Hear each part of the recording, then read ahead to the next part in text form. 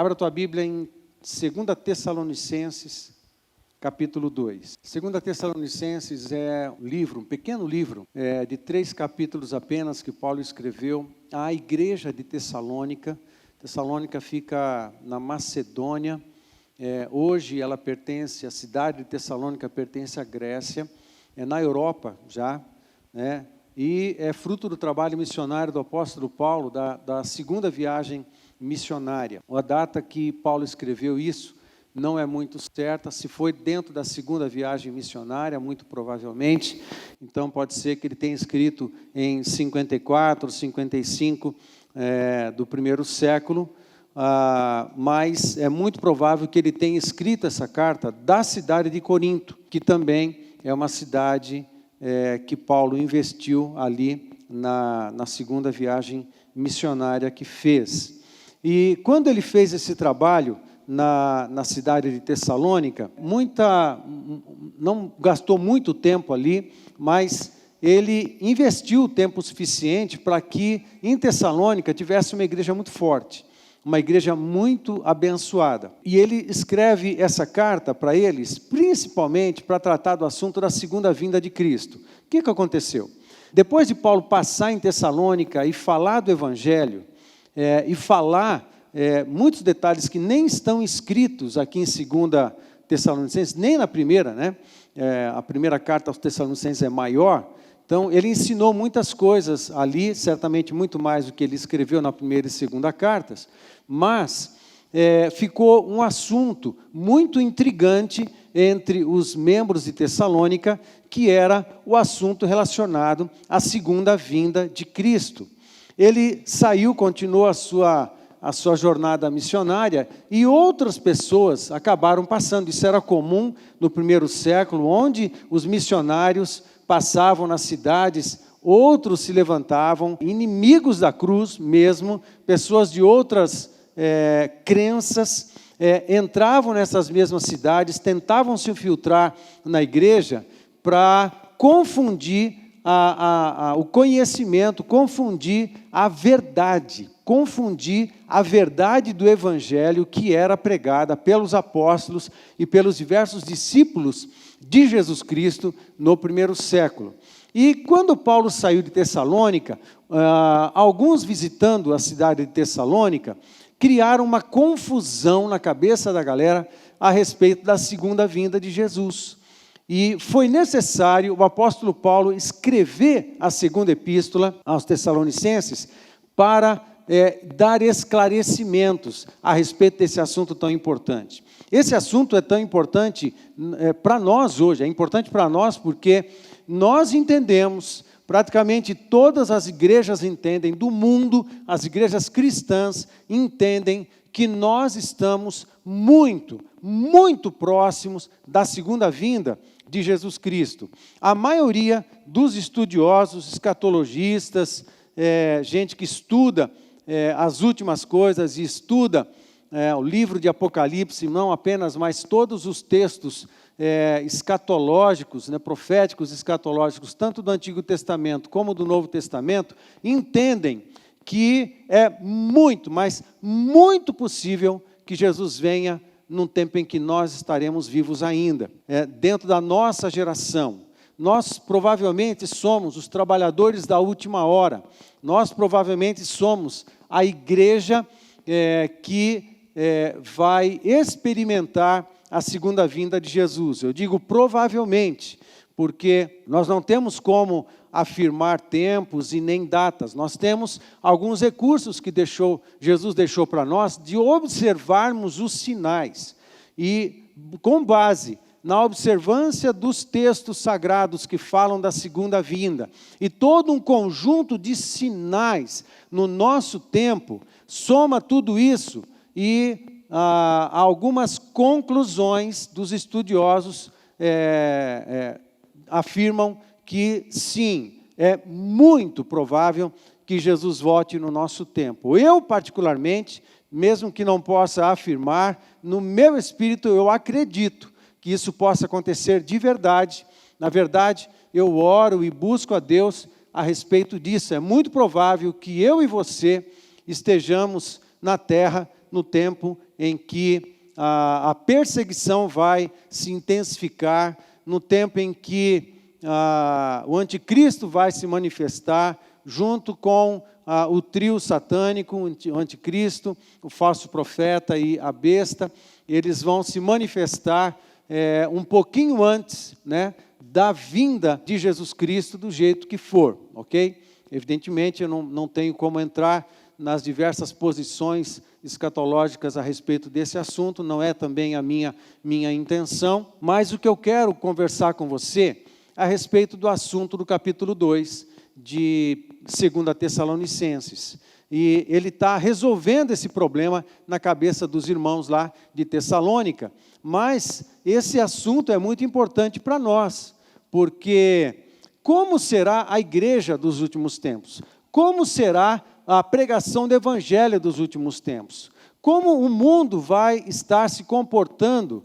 Como que as coisas, os sistemas, nós sabemos que o sistema do mundo é endemoniado, o mundo jaz no maligno.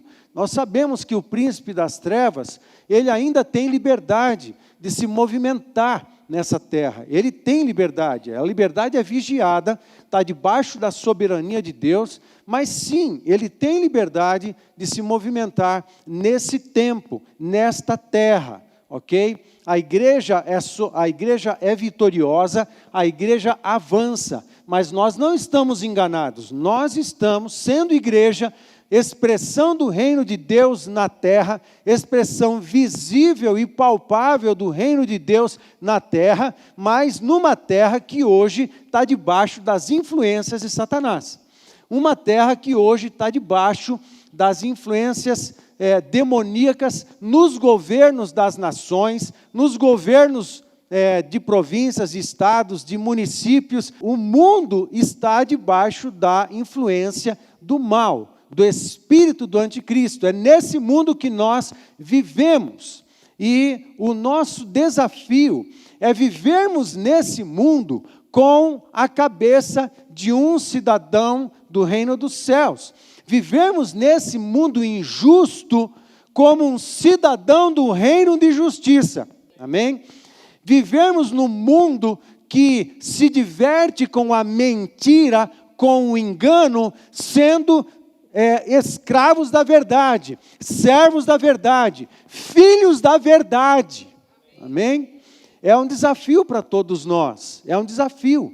Além de todo esse desafio, como deve ser crente nesse tempo em que algumas coisas vão intensificar, da maldade, né? Parece que o espírito da injustiça vai intensificar, o espírito do engano vai intensificar, a quantidade de mentiras vão intensificar, tudo isso vai intensificar nesse tempo.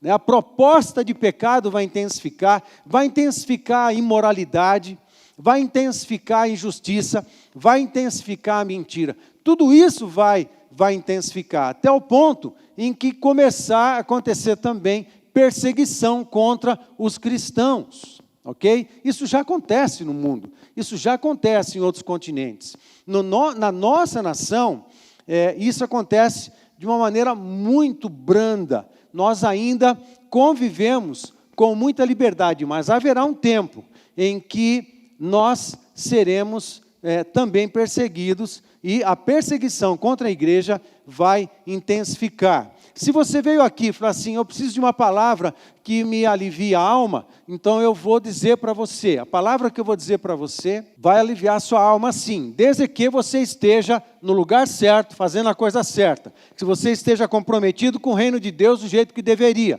desde que esteja comprometido com Jesus do jeito que deveria, desde que esteja comprometido com a vontade e o chamado de Deus do jeito que deveria. Aí você vai sair com a alma tranquila daqui, porque se você não tiver comprometido com Jesus do jeito que deveria, então você tem um problema. E o problema vai aumentar. Mas eu não estou aqui para dizer apenas isso. Estou aqui para dizer para você, entra no time de vencedores. Entra no time da igreja que vai passar por tudo isso como vitoriosa. Amém? Entra no time daqueles que têm compromisso real, forte e real com Jesus Cristo e o seu reino e a sua vontade. Porque já não dá mais para ficar em cima do muro. Em cima do muro já é o lado errado. Não dá mais. A gente está entrando num tempo, e quanto mais os anos passarem, mais isso vai ficar evidente, de que os filhos da luz, sim, serão vistos, revelados, manifestados como filhos da luz. E aqueles que são filhos das trevas, lamentavelmente, serão revelados como filhos das trevas. Nós estamos num tempo em que tudo isso está acontecendo. Muita luz, muita revelação está acontecendo. Nos governos, nos últimos anos, nos últimos 10 anos, nunca se falou de tanta coisa errada que acontece nos governos, não só do Brasil, do mundo, porque há uma onda de revelação, porque não é uma onda, eu estou tentando evitar dizer assim, uma onda de verdade, porque isso também é verdade, mas nós estamos num mundo que preza pela mentira, o mundo jaz no maligno, preza pela mentira. A questão é a seguinte, vai ficar muito evidente as coisas, nós estamos num tempo em que tudo vai ficar muito evidente, o que é quente, o que é frio, o morno está do lado frio, amém? O que é da luz, o que é trevas, o meio termo está do lado das trevas. Nós estamos num tempo em que tudo vai ficar muito evidente. Não está acontecendo isso na política? Não está acontecendo? O povo, vou usar uma expressão para não cortar o vídeo, né? Os progressistas sempre agiram de maneira velada. Hoje não mais. Ok? Estão entendendo o que eu estou falando? Hoje não mais. Está se evidenciando tudo. Nós acreditamos nisso e a gente vai até o fim nessa crença aqui. Por mais esdrúxula e horrorosa que ela seja, a coisa está ficando evidente. Ok? Então, está esse bolo louco aí, que está jogando luz nas nações, nos governos, não só de uma nação, de outra nação, aqueles que, as organizações mundiais, né, também estão, você está entendendo o que eles estão falando, está ficando claro qual é a vertente deles, está ficando claro quem está sendo influenciado pela revolução cultural, pela ideologia, pela revolução ideológica, que começou na metade do século passado. Amém? Eu não posso falar muito mais do que isso. Porque vem acontecendo uma revolução cultural, ideológica, desde a metade do século passado, que não começou com algumas nações no começo do século XX, ok? Que vem se intensificando. E, de repente, hoje, no século XXI, você consegue perceber as linhas. Olha, essa linha ideológica está tentando se estabelecer com força e violência na cultura de hoje, afetando as culturas. E as culturas, e o que está acontecendo nessa revolução cultural, que há décadas tem sido trabalhada, alguns não percebem, mas alguns percebem. Ok? Jovens, deixa eu dizer algo para você, jovem, ainda nem entrei na mensagem. Jovens, ouça com carinho, ok? Eu tenho 58 anos, vou fazer 59 já. Embora vou fazer 59 com cara de 58, porque eu tenho 58 agora, né? Ouça com carinho o que eu vou dizer. Jovens, pelo amor de Deus, jovens e adolescentes, quem está me assistindo também, preste atenção de quem já tem mais idade. Jovens, pelo amor de Deus, ouçam os mais velhos. Sabe por quê? Porque todo o sistema educacional do mundo está contaminado. E eles vão falar um monte de coisa para você, tentando fazer você acreditar num monte de mentiras, que faz parte de toda uma estratégia de engano do anticristo. A coisa não é brincadeira. Jovem, por favor, peça a Deus para botar filtros nos seus ouvidos. Peça a Deus para pôr filtros nos seus ouvidos. Me ouça com amor, pelo amor de Deus. e ouça o que a gente está falando. Porque não dá muito tempo de conversar com o papai, com a mamãe. Não dá muito tempo de conversar com o líder. Não dá muito tempo para conversar com o pastor. Mas você ouve o seu professor de segunda a sexta. A carga de ideologismo que está impregnada no sistema educacional está contaminando uma geração. Eu não consigo te dizer tudo, mas eu consigo pedir para você, jovem e adolescente, que está no fundamental, 1, 2, eu não sei, até hoje eu não sei direito, eu sei falar assim, primário, ginásio, colégio e faculdade, é isso que eu sei falar, né? Não sei falar outra coisa. Aí, jovem, não importa onde você está, todo o sistema educacional está corrompido. Pelo amor de Deus, converse mais com seus pais. E ore seriamente, pedindo para Deus colocar filtros nos seus ouvidos, para que as mentiras e os enganos que existem dentro do sistema endemoniado não entrem no teu coração. E não adoeça teu coração. Não adoeça teu relacionamento com os teus pais, colocando em questão a autoridade deles. Porque essa é uma das ferramentas de Satanás. Colocar espírito de rebelião no coração de toda uma juventude, para não respeitarem mais os pais, não abraçarem mais os pais, não beijarem mais os pais, não obedecerem mais os pais, não obedecerem autoridades. O professor, sim, é uma autoridade na sala. Eu sou do tempo em que a gente fazia fila e cantava o hino nacional antes de entrar na sala de aula. E quando a gente entrava na sala de aula, ficava de pé do lado da carteira. Quando o professor entrava e olhava todo mundo e autorizava, a gente sentava. E não era colégio militar. Que fosse, porque a gente tinha OSPB. Eu sei que você não sabe o que é isso. Nós tínhamos educação moral e cívica. A gente tinha português de verdade. A gente fazia matemática. Na aula de matemática, a gente ensinava matemática. Você acredita nisso? Jovem, por favor, hasteava bandeira. E tinha que reverenciar o símbolo nacional, pelo amor de Deus. Pelo amor de Deus, a gente hasteava a bandeira e a gente fazia uma referência, não culto, não é uma adoração, é referência a um símbolo nacional. Ei, preste atenção. O que está acontecendo? O que a televisão e a maioria, lamentavelmente, a maioria dos artistas, eles todos foram cooptados por essa revolução cultural. Agora, pastor, por que o senhor está falando tudo isso? E não entra logo em 2 Tessalonicenses capítulo 2. Porque o que estava acontecendo lá em Tessalônica é a mesma coisa que está acontecendo no nosso tempo, só em proporções maiores. Só que hoje no mundo, era o espírito do anticristo se infiltrando nas estruturas sociais e corrompendo as estruturas sociais com o alvo de enfraquecer a família e o evangelho. Isso estava acontecendo no primeiro século. Está acontecendo hoje? Está acontecendo no século 21? Está sim acontecendo. O espírito do anticristo é o mesmo espírito do anticristo que estava agindo no primeiro século, é o mesmo espírito, até com um pouco mais de conhecimento que ele vem aprendendo com a humanidade, vem no século 21. É o mesmo espírito do anticristo. Ele continua querendo fazer as mesmas coisas. Desestruturar a família,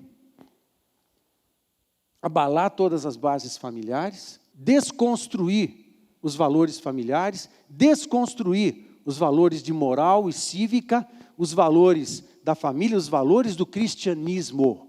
Os valores do cristianismo. Nós já lemos textos de autores, de teóricos, não só teóricos, progressistas, dizendo que o cristianismo é a pedra que nos atrapalha de avançar. A igreja de Jesus Cristo é o impedimento nos continentes e na humanidade hoje, que atrapalha e atrasa a implantação de um governo mundial, a implantação da nova ordem mundial. E a igreja que atrasa tudo isso. Ah, pastor, o senhor está lendo o jornal e quando é que você vai entrar no texto? Isso está dito lá em 2 Tessalonicenses capítulo 2. A igreja, por isso que o tema da mensagem é resistência. Paulo fala isso em Tessalonicenses. Ele fala, o anticristo ainda não fez o que quer, porque tem um povo nessa terra que faz uma resistência, que é a igreja de Jesus Cristo. Quer ver como está acontecendo isso lá? Vamos ler o texto. Eu vou ler o texto direto, depois eu faço algumas observações. Irmãos, No que diz respeito à vinda do nosso Senhor Jesus Cristo e à nossa reunião com Ele, nós vos exortamos a que não vos demovais na vossa mente. Demovais é uma palavra que tem a ideia de confusão, confusão mental. Não fique atrapalhado, não fique confuso, não fique desestruturado mentalmente diante das notícias e daquilo que vocês estão vendo. Não vos demovais na vossa mente com facilidade, nem vos perturbeis, quer por espírito, quer por palavra, quer por epístola, como se procedesse de nós, supondo tenha chegado o dia do Senhor. Ninguém de nenhum modo vos engane, porque isto não acontecerá sem que primeiro venha a apostasia e seja revelado o homem da iniquidade, o filho da perdição. Porque esses que falavam mal contra Paulo chegaram a escrever cartas em nome de Paulo, assinando por Paulo para Tessalônica. Por isso que ele está dizendo isso, como se Paulo estivesse afirmando que naqueles dias Jesus voltaria, ou viesse na sua segunda vinda. E ele está dizendo, é mentira, eu não fiz nada disso. O que eu falei, e deixei tudo muito bem explicado quando estive aí com vocês, e na minha primeira epístola, é que é a verdade. Não acredita, essa carta não fui eu que mandei. Até isso estava acontecendo. Até isso, ok? Ninguém de nenhum modo vos engane. Por isso, isso não acontecerá sem que primeiro venha a apostasia e seja revelado o homem da iniquidade, o filho da perdição, o qual se opõe e se levanta contra tudo o que se chama Deus ou é objeto de culto. A gente está lendo algo que estava acontecendo no primeiro século. Agora você lê isso aqui, parece que você está lendo hoje o jornal de amanhã, ok? A ponto de assentar-se no santuário de Deus, ostentando-se como se fosse o próprio Deus. O verso 4 tem algo, esse que está registrado aqui, é o que vai acontecer ainda associado à segunda vinda de Cristo, ainda não aconteceu. Esse evento aqui. Não vos recordais de que, ainda convosco, eu costumava dizer-vos estas coisas? E agora sabeis o que o detém? Olha o verso 6. Agora, sabeis o que o detém. O detém quem? Quem está detendo o anticristo, o espírito de anticristo e a manifestação do anticristo, do homem da iniquidade. E agora, sabeis o que o detém. Alguém está detendo o filho da iniquidade na história. Alguém está detendo para que ele seja revelado somente em ocasião própria. Provavelmente vai ser na nossa geração. Verso 7. Com efeito, o mistério da iniquidade já opera. O mistério da iniquidade, ele está falando, parafraseando, o espírito do anticristo, o espírito da injustiça, o espírito da imoralidade, o espírito da mentira e do engano. Ele já opera na raça humana. Isso já está em movimento. Os sistemas do mundo estão contaminados e endemoniados pelo espírito da mentira e do engano. Você acha que quando você assiste o jornal da sua TV, eles estão falando a verdade? São ferramentas para propagação de ideologia. Hoje, praticamente todos os jornais são ferramentas de propagação de ideologia.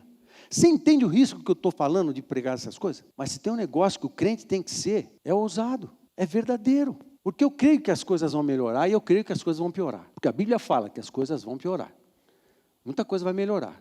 Porque eu creio também, num tempo em que haverá uma onda de avivamento, sim, com a multiplicação de muitos discípulos de Jesus. E depois vai piorar, porque depois vai acontecer a apostasia. O que é apostasia? Apostasia é o abandono da fé. Muita gente abandonando a fé, divorciando com a salvação, divorciando de Jesus, divorciando do reino de Deus, divorciando da igreja. Gente, Deus não inventou mais nada para proclamar a mensagem da salvação. Ele inventou a igreja. Ele não inventou ministério ABC, ele inventou a igreja. A igreja não salva, mas depois de salvo, você tem que ser membro de uma igreja. E não tem atalho, não tem atalho. Daí, o compromisso com a igreja.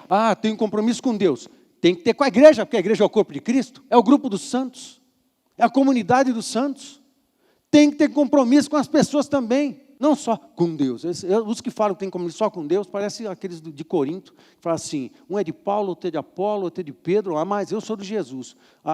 Parece que o grupo que era de Jesus era o melhor, era o pior. Pior que falava assim, nós somos o time de Jesus, vocês aí são de Pedro, de Apolo, de Paulo, vocês não são de nada, nós somos de Jesus. Eram os mais orgulhosos, porque Jesus não estava lá fisicamente para puxar a orelha de ninguém. Então, o pior grupo em Corinto era o grupo daqueles que diziam, nós somos de Jesus. Tem isso na igreja não, tem isso não. A igreja é corpo de Cristo, é corpo de Cristo. Jesus é nosso Senhor, ponto final. Ele é o cabeça e ponto final. Ninguém faz o que quer aqui, é o Espírito Santo que faz os movimentos.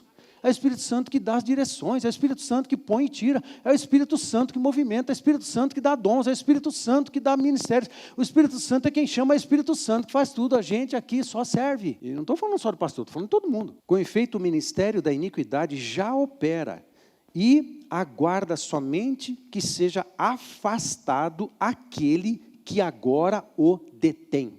Ele repete, isso é tremendo. Alguém nessa terra está detendo o que o espírito do anticristo quer. Alguém nessa terra está detendo a manifestação do espírito do anticristo. O próprio anticristo. Alguém nessa terra está detendo. E quem está detendo é a igreja. A igreja detém. Às vezes com muita luta, com muita dificuldade, às vezes com sangue derramado. Mas a igreja detém. Sabe, amados, nós precisamos como igreja assumir esse nosso papel. Se tem alguém nesse tempo, no nosso século, na nossa era, que tem que um poder e com unção de Jesus Cristo resistir a todo espírito de mentira e de engano que é pregado nas escolas, mentira e engano que é pregado na sua televisão, esse povo é o povo de Deus. Sou eu e você. Quando a gente se posiciona pela verdade, a gente se posiciona pela moral, se posiciona pelos valores cristãos, se posiciona pela honestidade, pela integridade, a verdade que está em nós somos servos da verdade, a verdade que está em nós, ou nós somos servos da verdade, essa verdade provoca uma resistência. O diabo não pode fazer o que ele quer com a minha vida, ele não pode fazer o que ele quer com a minha família, ele não pode fazer o que ele quer com a minha cidade, ele não pode fazer o que ele quer com a nação brasileira. E você que acompanha as notícias sabe que luta está acontecendo, que luta sem precedentes. No mundo, luta e luta e luta. Amados, chegou, não dá mais tempo para ficar, preso ou empacado por causa de probleminhas pequenos. Preso ou empacado por causa de sentimentos. Preso ou empacado por causa de, eu acho, eu queria, eu não sei o quê. Não dá mais tempo. Não dá mais tempo de ficar empacado na vida cristã, empacado no ministério, empacado no chamado, empacado por causa dessas coisas. A gente tem que ser do time da resistência, que ama a segunda vinda de Jesus Cristo. E os que amam a segunda vinda de Jesus Cristo, 1 Coríntios capítulo 16, os que amam a segunda vinda de Jesus Cristo, eles são instrumentos de justiça na terra, instrumentos de verdade, instrumentos de proclamação, instrumento de valor. Quer saber como é que um marido tem que se relacionar com a esposa? Dá uma olhada lá em casa. Quer saber como a esposa se relaciona com o marido? Dá uma olhada lá em casa. Quer saber como são as nossas devocionais diárias em família? Dá uma olhada lá em casa, vai lá. Vê como nós fazemos. O povo do reino precisa iluminar, precisa ser essa referência. São esses os que amam a segunda vinda de Cristo. Maranata, ora vem, Senhor Jesus. Há uma palavra de maldição em 1 Coríntios 16 para aqueles que não amam a segunda vinda de Cristo. Porque os que amam a segunda vinda de Cristo, pega firme com Jesus, pega firme na comunhão com Deus, pega firme contra o pecado, diz não ao pecado. Os que amam a segunda vinda de Cristo, pega firme nos valores cristãos para a família, nos valores de integridade de cada ser, de cada homem, de cada mulher. Porque assim nós resistimos o espírito da mentira, o espírito do engano, o espírito da injustiça. Se nas outras empresas, gente usa o dinheiro mal usado, na minha empresa não vai ser assim. Na minha escola não vai ser assim. No meu escritório de advocacia não vai ser assim. Na minha oficina não vai ser assim. Nas minhas vendas não vai ser assim. Na farmácia não vai ser assim. No açougue não vai ser assim. fazendo casa, madeira, trabalhando com seja o que for, madeira, ferro, tudo que for, né? Não vai ser assim, porque eu resisto ao espírito da prostituição, eu resisto ao espírito do engano, da mentira, da desonestidade, eu resisto ao espírito da corrupção, eu resisto ao espírito da corrupção, eu resisto ao espírito da imoralidade na nossa cidade, eu resisto ao espírito de adultério na nossa cidade, eu resisto ao espírito do engano que tenta tocar nos jovens, ao espírito do engano que tenta tocar nas famílias, eu resisto ao espírito de rebelião que tenta se infiltrar na igreja e colocar pessoas contra a autoridade. Eu resisto, porque tem um povo nessa terra que resiste, e a história só vai fechar na hora que Deus quiser. Mas que nós vamos ser o povo da resistência, nós vamos. Não dá mais para não ter compromisso com Deus. Aquele que não ama, aquele que ama a segunda vinda, ajusta a sua vida. Abandona o pecado, pelo amor de Deus. Eu faço isso há tantos anos, não consigo soltar. Pelo amor de Deus, solta logo esse negócio. Está embaçando por quê? Os visitantes, normalmente eu não sou assim, tá? Mano, para de embaçar, meu filho, para de pecar, pô. Deixa esse pecado para lá, pelo amor de Deus. E vai cuidar da sua vida, cuida da sua família, cuida da sua integridade. Nós somos o povo da resistência. A gente lida com valor, a gente lida com santidade. Com efeito, o mistério da iniquidade já opera. E aguarda somente que seja afastado aquele que aguarda e agora o detém. Por que você acha que todos os ideologismos progressistas do mundo querem aniquilar as igrejas, pastores, a pregação? Por que você acha que eles estão tentando fazer isso? Eles estão tentando tirar aqueles que detêm. Tirar de cena os que detêm o avanço do espírito do anticristo. Mas aqui não, filho. A terra deu a eles aos homens. Os céus são os céus dos senhores, mas a terra deu a ele aos filhos dos homens. Nós somos cidadãos do reino dos céus nessa terra. Nós reivindicamos Cornélio Procópio para Jesus Cristo. Agora, sabe quem faz isso? É um povo que ama a segunda vinda de Cristo. É um povo que tem compromisso com a verdade, com a luz, e não com a mentira e com o engano. Tem um compromisso com a obediência e não com a rebeldia. Tem um compromisso com a santidade no casamento e não com o adultério. Tem um compromisso de olhar o céu, de olhar para o Senhor e abandonar as malditas redes sociais que compartilham sensualidade e pornografia aos montes. Para adulto e para jovem. Não vem dizer que você não vê essas coisas, não. Não vem dizer, jovens, que você não é tentado a ver essas porcariadas todas. Isso vai te levar para o inferno se você não abrir o olho. Fique esperto. O espírito da imoralidade é o espírito do anticristo. Abandona isso, pelo amor de Deus. É o espírito do anticristo. Concebe adultério na cabeça, concebe adultério e prostituição no coração. Não fala para ninguém, vem, canta, ora em línguas, mas em casa fica pensando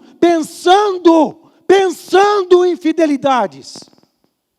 Quando você concebe o pecado, é só uma questão de tempo ele virar à luz. Você concebe a rebelião, é só uma questão de tempo virar à luz. Não dá mais para você ficar em cima do muro.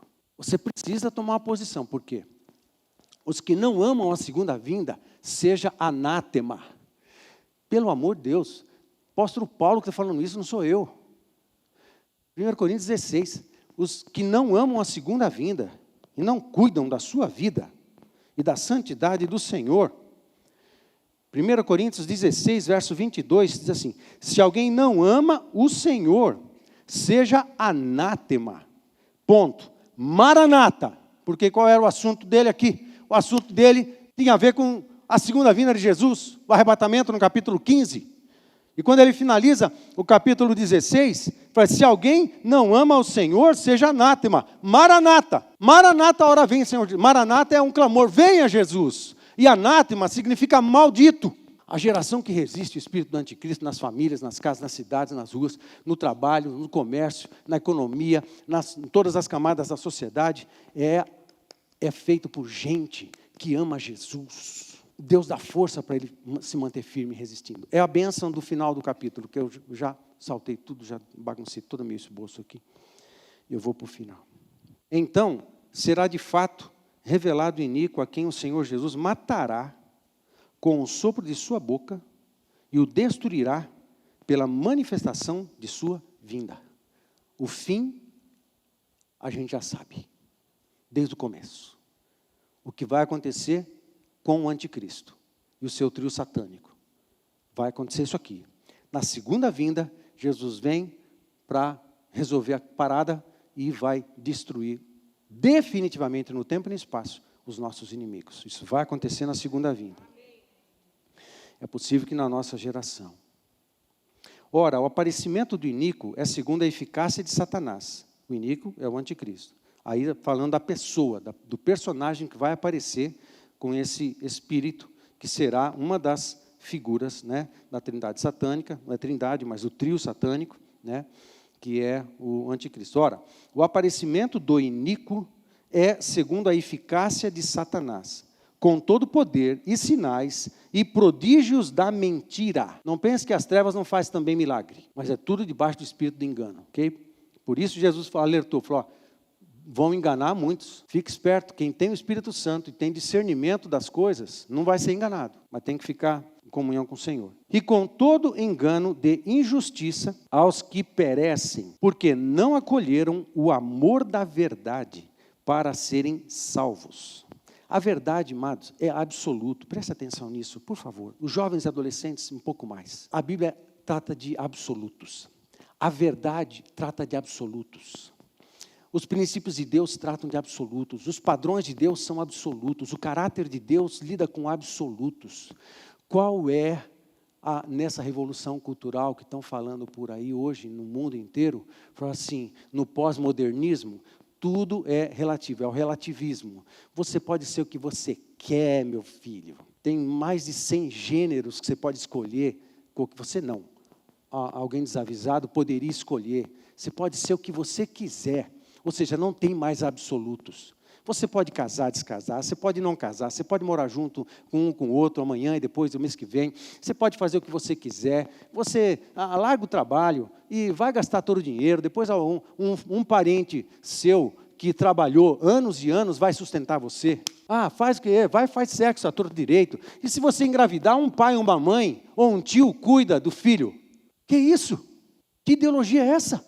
A nova geração está sendo ensinada a não trabalhar, a não conquistar, a não construir. Por isso a adolescência estendida hoje, você encontra gente com 40 anos com adolescência estendida, que não construiu nada, vive na dependência dos pais, às vezes da aposentadoria da avó ou da mãe.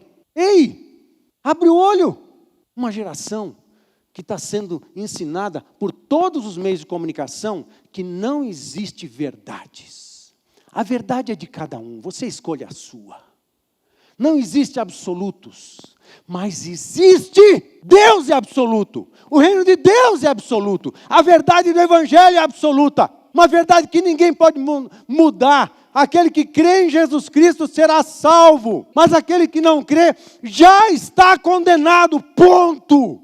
É o que está escrito, isso são absolutos de Deus. Ninguém pode mudar, nem o inferno inteiro consegue mudar esses absolutos. No entanto, no nosso tempo, tudo que se ensina escolha você, o que você crê, o que você acredita, as tuas verdades, o que você é, se você é homem, se você é mulher, se você é animal, se você casa com boneco, com bicicleta, com árvore, se você faz da tua vida o que você bem entender. Isso é coisa do inferno, porque o homem foi criado debaixo de absolutos de Deus, e são verdades. É o espírito da verdade. E o espírito do engano tenta demolir todas essas coisas de Deus. Portanto, cada vez que eu e você estivermos diante de uma proposta de mentira, de engano, de qualquer tipo de valor, qualquer tipo de coisa que fale contra as verdades do Evangelho, se posicione, porque a igreja é o povo da resistência. Não a resistência como quem está fugindo, como quem está levando pancada e sofrendo. A gente vai resistir levando pancada. Não é isso que a Bíblia diz. Não é disso, nesse tipo de resistência que eu estou falando. A Novo Testamento fala que a igreja que avança é as portas do inferno que não prevalecem contra a igreja. Amém? A igreja sempre vai avançar. Sempre vai avançar. Acontece que, para o diabo, que quer fazer muito mais, destruir o mundo muito mais do que conseguiu até agora, ele não consegue, porque a igreja está na terra. E a igreja está avançando. A igreja sempre avança. A igreja é uma comunidade emergente do céu. Ela emergiu em Cristo pelo Espírito Santo há 2000 anos atrás e ela cresce e ela prospera. A igreja de Jesus Cristo, ela avança, ela sempre avança. Sempre, sempre, sempre. E ninguém pode fazer nada disso. Só vai parar a hora que Deus fechar a história na sua agenda. Amém? Então é isso. A gente é sal na terra. A gente é luz do mundo. Amém? Mateus capítulo 5, Jesus que falou isso. É por esse motivo, pois, que Deus lhes manda a operação do erro. Aqueles que resolvem se divertir com a mentira, aqueles que resolvem se divertir com o pecado, aqueles que resolvem se alegrar com o pecado, aqueles que resolvem cometer pecado às escusas, aqueles que resolvem curtir o pecado, porque se dá o direito de cometer pecado, aqueles que resolvem e se dão concessão para cometer pecado, estes, que não amam a verdade, mas se divertem com a mentira, ok?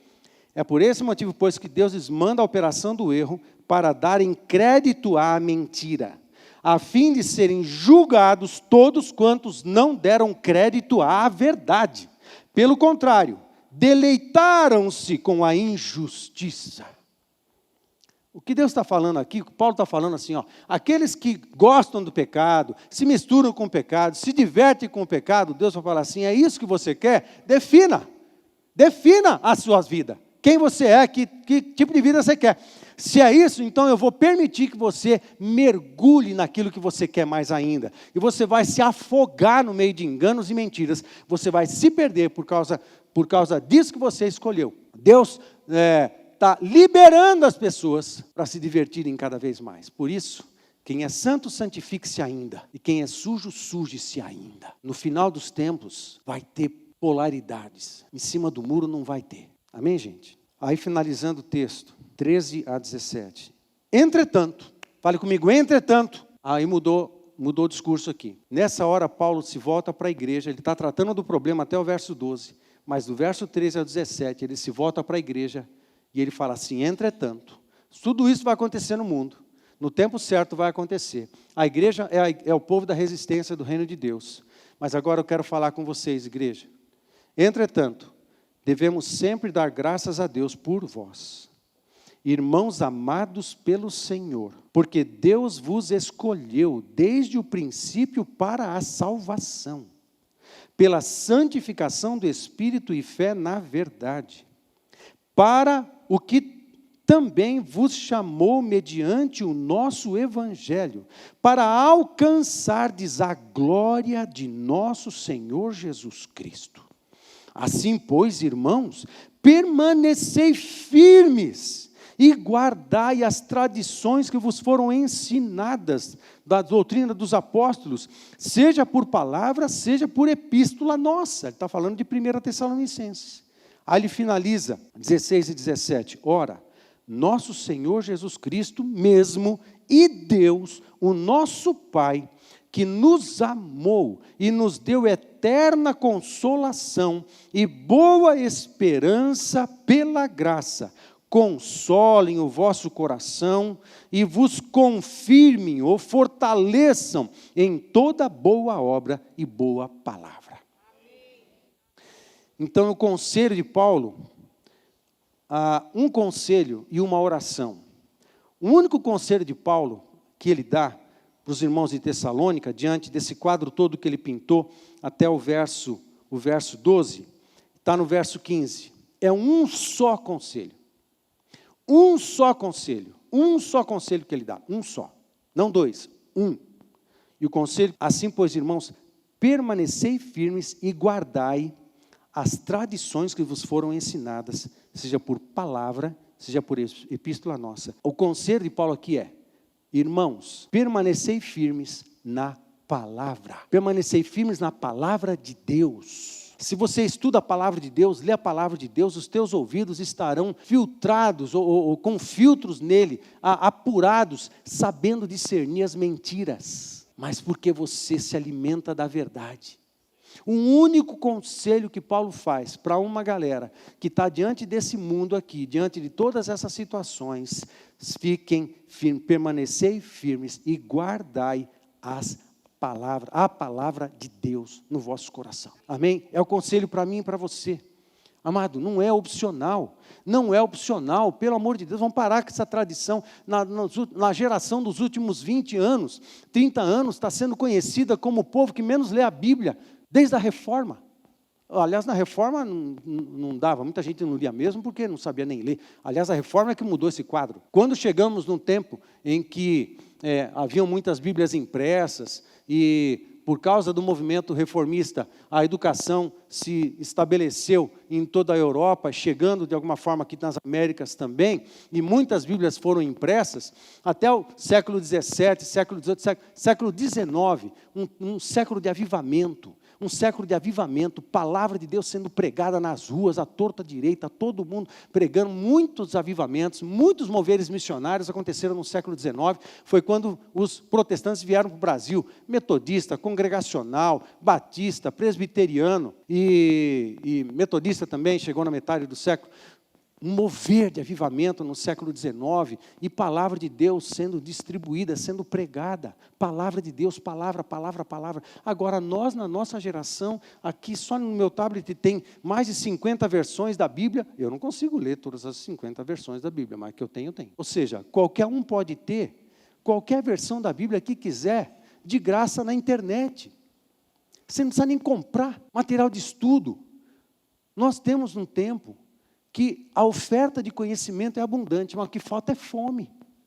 Luciano Subirá falou isso. O que falta é fome na nossa geração, fome de Deus. Porque possibilidade de estudo e palavra nós temos. Fome de Deus, Senhor, nos dá fome e sede de Deus, nos dá fome e sede da palavra. É o único conselho, amado. Se alimenta da palavra, pelo amor de Deus, se alimenta da palavra, come a palavra todos os dias, entra na presença de Deus, faz as suas devocionais com responsabilidade, passa um tempo orando, seja você adolescente, seja você papai, por favor, ensine seus filhos a fazerem devocionais, faça junto com eles, leiam a Bíblia juntos, converse, desliga essa abençoada televisão, conversa sobre as coisas de Deus com os seus filhos. Abandona essa maldita Netflix. Eu tenho Netflix, eu pago Netflix, mas não é ela que manda na minha vida. Não são os seriados que mandam como eu administro meu tempo. Eu já tentei cancelar várias vezes, eu falo, não vou cancelar, porque alguém fala assim, isso aqui, não sei o quê, eu vou lá e entro no documentário e vejo o documentário. Mas pago, todo mês eu pago esse abençoado Netflix. Mas eu não suporto.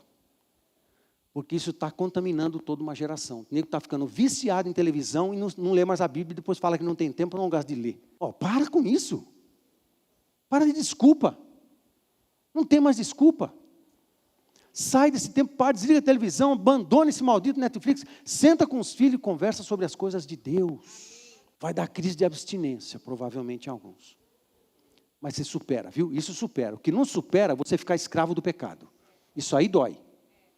Isso aí dói. Dói na família, dói no coração, dói na espiritualidade. Aí ficar escravo do pecado dói. Agora, a crise de abstinência de uma Netflix, de uma televisão, isso passa. Aí tem uma oração, para finalizar. E a oração aqui, que Paulo faz, e que eu oro para que ela seja sobre todos nós. Amém? Que essa oração seja para todos nós aqui, na nossa geração. Primeiro conselho e único, permanecei firmes e guardai a palavra de Deus na sua vida e no teu coração e praticai. Amém? Aí o conselho, ora, nosso Senhor Jesus Cristo mesmo e Deus, nosso Pai, que nos amou e nos deu eterna consolação e boa esperança, pela graça. Ele já falou que isso aí já está disponível para nós. Força, graça, misericórdia, já está tudo disponível para nós. Aí no 17, consolem, aí o pedido da oração. O Senhor Jesus e Deus consolem o vosso coração e vos confirme ou fortaleça em toda boa obra e boa palavra. Interessante isso. Consolar o coração é consolar. Paracletos é Espírito Santo, é o trabalho do Espírito Santo. Que Deus console o seu coração. Como é que Deus consola o nosso coração? Quando a gente cola com o Espírito Santo. O Espírito Santo é consolador. Eu ando com Ele. Aí, todas as consolações de Deus cobrem a minha vida. Amém? E a outra coisa, o vosso coração e vos confirme Confirmar, a palavra confirmar aqui é a mesma que fortalecer. É fortalecer a sua vida com a presença de Deus, com graça, com fé, com presença de verdade, em toda boa obra e boa palavra. O povo da resistência faz boa obra, hein? O povo da resistência, como é que resiste o espírito da miséria? Como é que resiste o espírito da mendicância? Como é que resiste o espírito da fome? Como é que resiste o espírito da escassez? Com bondades, com ações de bondade, ações de amor. E nós fazemos. É o amor a Jesus em primeiro lugar.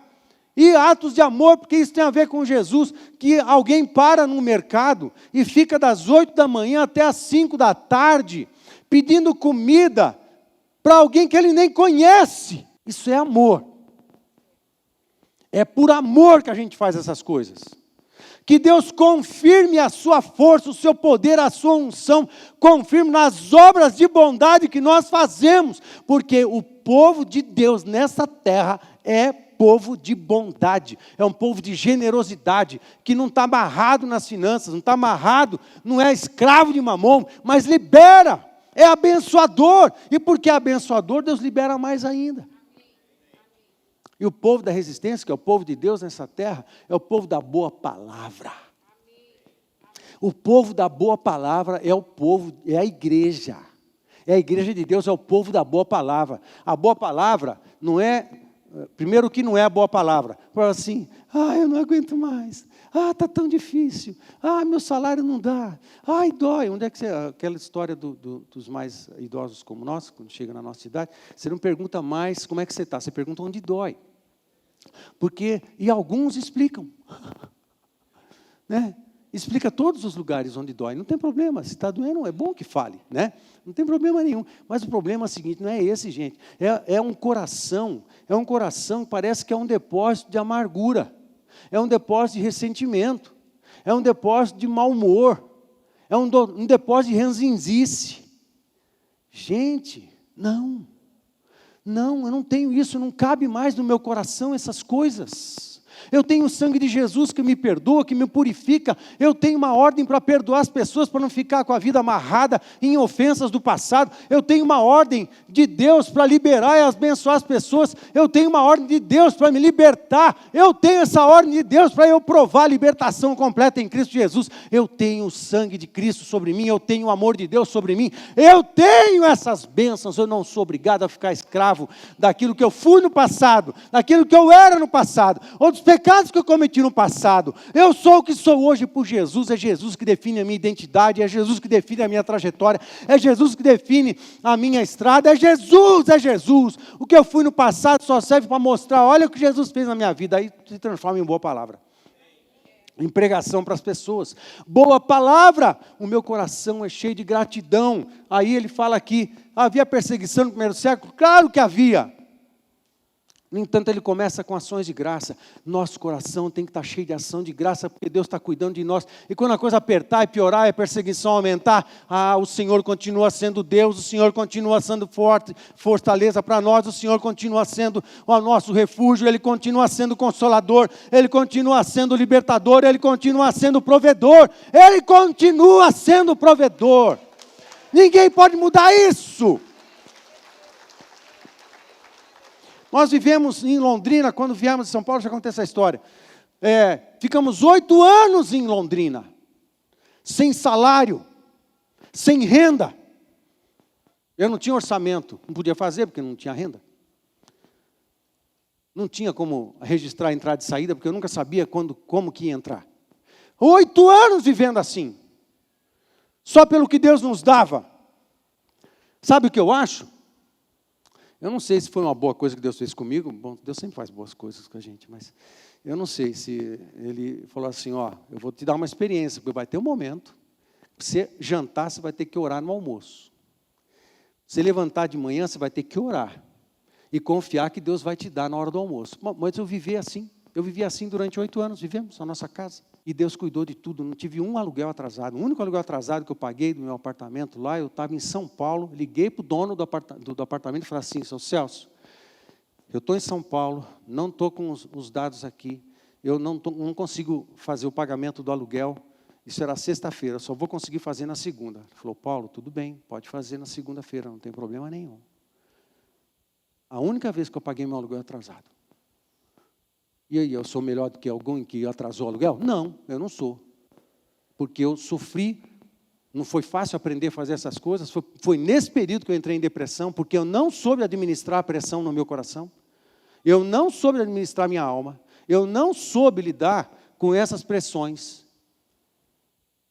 Então, eu convivia com duas coisas, convivia com milagres extraordinários, todo milagre é extraordinário, mas eu quero chamar assim, milagres extraordinários, e um esmagamento constante. Esmagamento constante e milagre. Esmagamento, milagre. Esmagamento, milagre. Nunca, sabe, deu uma... Não, subia os milagres, o esmagamento subia também. Subia esmagamento. Gente, oh Deus, muitas vezes eu orei, Deus, me dá uma folga, porque está difícil. Mas foi a nossa experiência, a gente olha para trás... E a gente, uma das conclusões que nós tivemos, eu acho que Deus nos ensinou a depender dEle de um nível diferente. E é assim que a gente vive até hoje, dependendo de Deus. Não importa quanto você ganha. Não importa se você é responsável com o que Deus põe na sua mão, e você agradece e abençoa aquilo que Deus põe na sua mão, e você vê o milagre multiplicar, e você sempre tem mais do que aquilo que seu salário permite. Eu tenho mais do que o meu salário permite. É assim que a gente vive. E quem está perto de mim também tem mais do que o salário permite. E pago meus impostos. E faço minha declaração de imposto de renda perfeita. Não omito nada. Ainda tenho devolução. Que ainda não saiu, né, esse ano. Não sei, para mim ainda não saiu. Não tem problema, não estou nem aí. Porque Deus continua cuidando de nós. Boas obras, nem sei porque eu estou falando isso. Boas obras e boas palavras. O Senhor te console. E Ele te fortaleça, mas continua sendo bondoso e generoso, e continua pregando e fazendo vazar do seu coração boas palavras, porque nós somos o povo do reino de Deus, que vai resistir ao anticristo até a hora que Jesus resolver. Não é o inimigo que resolve, também não é a gente que resolve, é a hora que Jesus resolver, fechar a agenda do mundo e da história, e aí a gente vai, pode contar com a gente aqui, Jesus, porque nós somos o povo da resistência. E a fé de muitos esfriará, a nossa não. A nossa não. A gente vai continuar firme. Portanto, se você está aqui nessa noite, eu não preguei nada do que não preguei metade do que eu estava anotado para pregar. Se você está aqui nessa noite, está ouvindo isso, chegou a hora de você tomar posição por Deus. Não tem mais meio termo. Não tem mais. Porque os anos vão passar. Eu não sei se a gente chega em 2030, ou se passar de 2030, não faço a menor ideia do que vai acontecer lá, e com o mundo todo até 2030, mas uma coisa eu sei, vai ter uma hora que a coisa vai apertar muito. Só que é melhor estar com Jesus. É melhor estar com Jesus. É melhor estar firme na igreja. É melhor ser um cidadão do reino dos céus. É melhor você sofrer o que for preciso sofrer, mas por amor ao evangelho, por amor às pessoas, por amor ao reino de Deus. Amém, gente? Fica de pé, vamos orar.